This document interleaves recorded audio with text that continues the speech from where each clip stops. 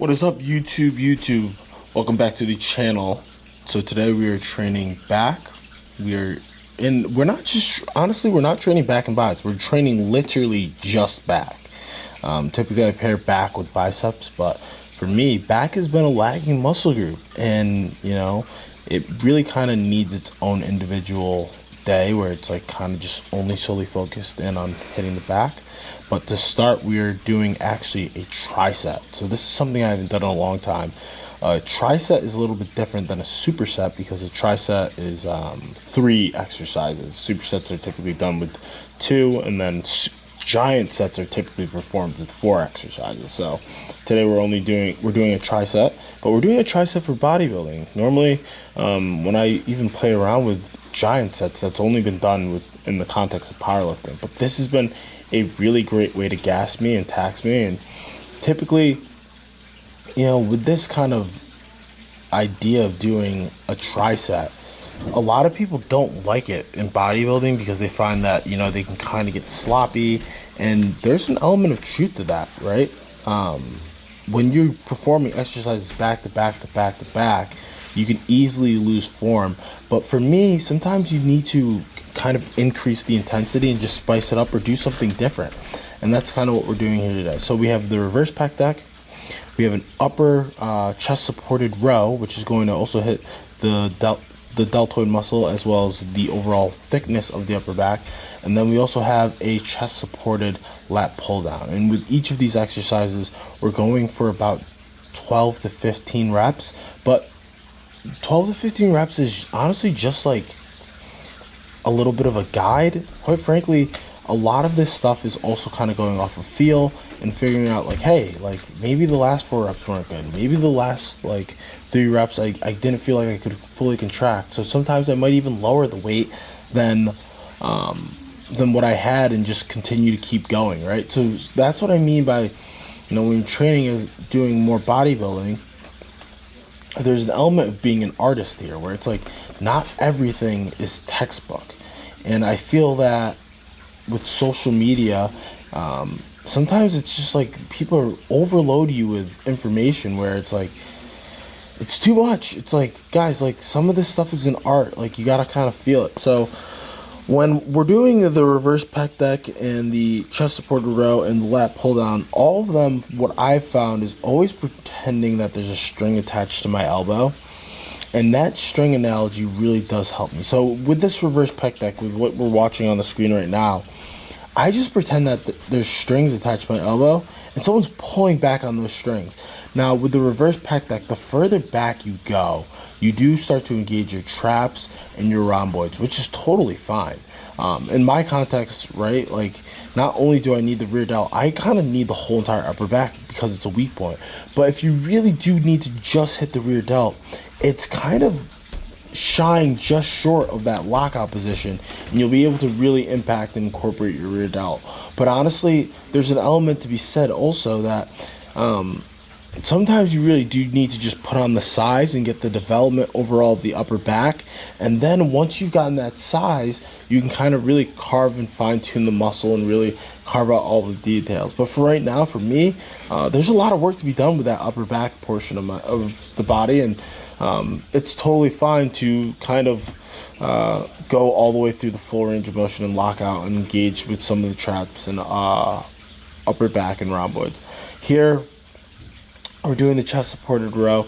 Guys, with this, I typically like to kind of get my chest off of the pad a little bit.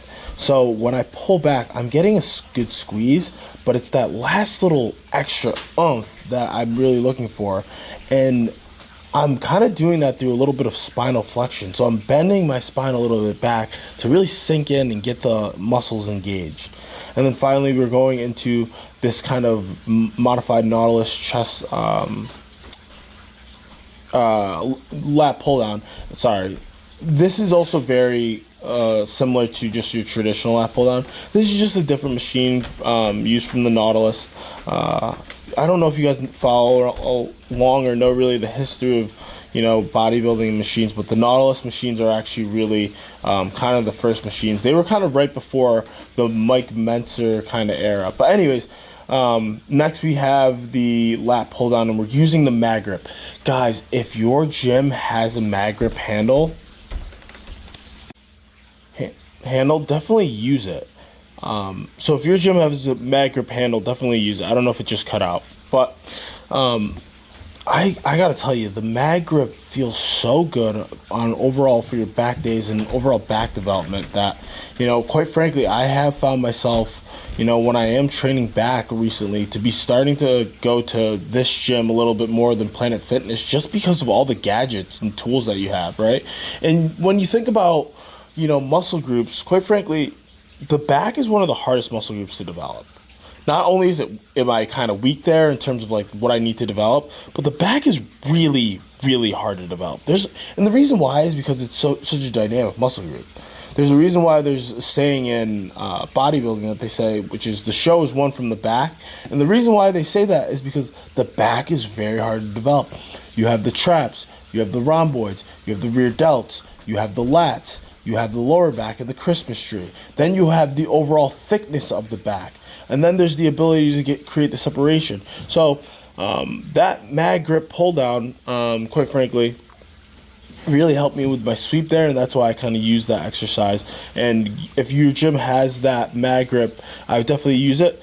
You can also use the underhand position to really help develop the sweep. So the sweep gives us that illusion of that V-taper aesthetic. Next, we're moving into the seated chest-supported row. I really do like the machine for this. Sometimes I'll perform it one-handed to really get that unilateral movement that I talked about. But guys, always, before you start, don't be afraid to do a feeler set and kind of play around with the machine to make sure that you're lined up correctly. So that's what I was doing in the beginning. You saw me with very little weight. I was making sure that I was lined up correctly. But when I do this exercise, I'm thinking about kind of scraping and coming in on my lower lats. So I'm focusing, a lot of people, well, I'll say this, for myself in particular, when I was younger, I would train back and I would just go back. That's how I literally used to think about back. But you really have to think about the muscles that are in there. Are we going for the lower sweeping lats? Well, then I got to have my hands lower on the handle so that way I can really drive in and focus in on that middle to lower portion and create that V-taper. Am I trying to get the traps and rhomboids? Well, then I got to aim a little bit higher and keep my hands a little bit higher. Am I trying to get the overall back where I can kind of put my hand in the middle? So it's this ability to kind of be able to realize what you've hit in the gym thus far in that day and kind of start to sculpt it. So we're doing a lot of chest, a lot of lower back, like that middle to lower back sweep, which is what we're getting right now. And again, one of the teaching cues that's so helpful for this is to allow a little bit of spinal flexion. I'm not saying anything crazy. I'm just saying a little bit of a bend once you pull. So you get there and don't be afraid to kind of arch and bend your back a little bit to get that last little squeeze and that last little crunch out. As I've been telling you guys, I've been watching a lot of old school, bodybuilding videos from people who've found a lot of success, and Dorian Yates is one of them. And one of the things he talks about is that ability to kind of crunch, and he had one of the best backs of all time, and that kind of spinal flexion. So next we're going to the Nautilus pullover machine. So with this machine, I've talked about this in the past, but a huge portion of pullovers is to actually not really think of it as a pullover. To kind of think of it as you're pushing down. And that helped me a lot more with this movement. You can also do it with the rope or a bar. And with the rope and the bar, what I always tell people that, I've even coached before, pretend the rope is kind of like a sword and you're seathing that sword into your holster. And that's a really good teaching cue, because with this movement, what you're really trying to do is sink into that lat. And it's one of the few exercises where the bicep's not involved at all, right? So by doing this movement, you can really isolate the lats and you can really target them in particular. So we're doing this, and guys, majority of the sets for this exercise here, we're done with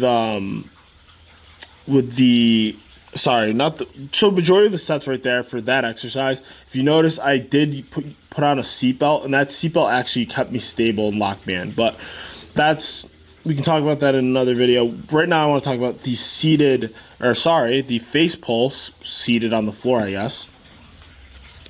And with the face pull seated on the floor, the way that I think of this exercise is I think that, like I have like a barrel of hay and I'm kind of throwing it over my head, right?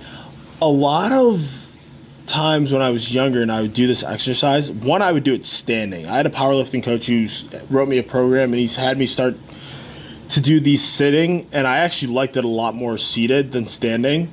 So that's one thing. But the other thing too that he emphasized was like, have really high repetitions when you do this exercise. Like delts are just like, because really when you do the face pull, you're hitting a lot of the rear delt. So delts respond really well to actually like high like volume and repetitions. And if you think about that, like it makes sense. Like your delts are really activated in so many biomechanics. So like they can take on a lot more, and they can take on a lot more of a brunt force, I guess. So using higher repetitions, and then also that analogy of just like throwing that barrel of hay over your head, that has been really helpful.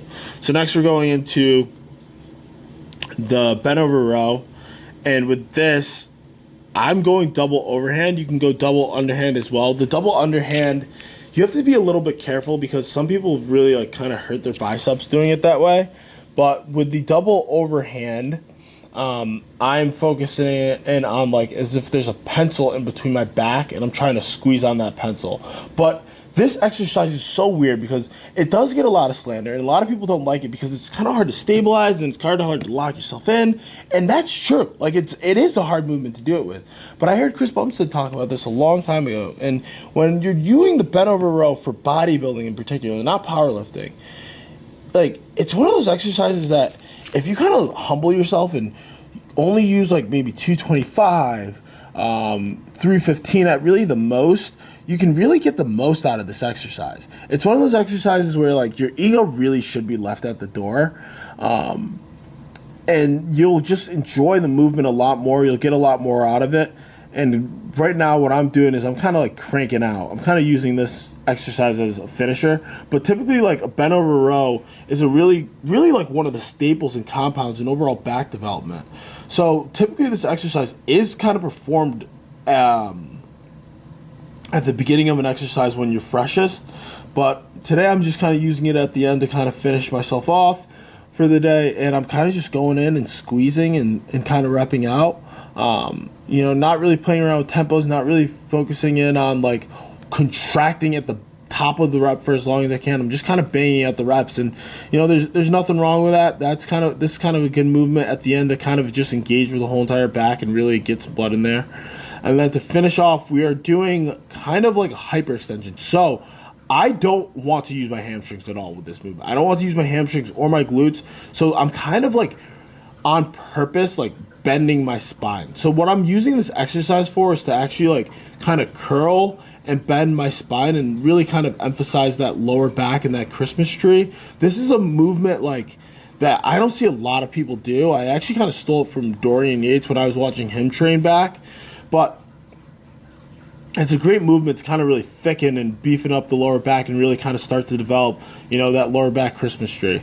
But guys, that is pretty much all the training from today's session. Sorry that I was in a little bit of a rush kind of getting this video done for you guys, but kind of just wanted to continue in the series. I hope everybody's doing well. It seems like this is a series that most of you guys are really liking and enjoying and engaging with. So yeah, I'll make a couple more of these videos, and make sure to like, comment, share, and subscribe, and I will see you guys in the next one. Peace out.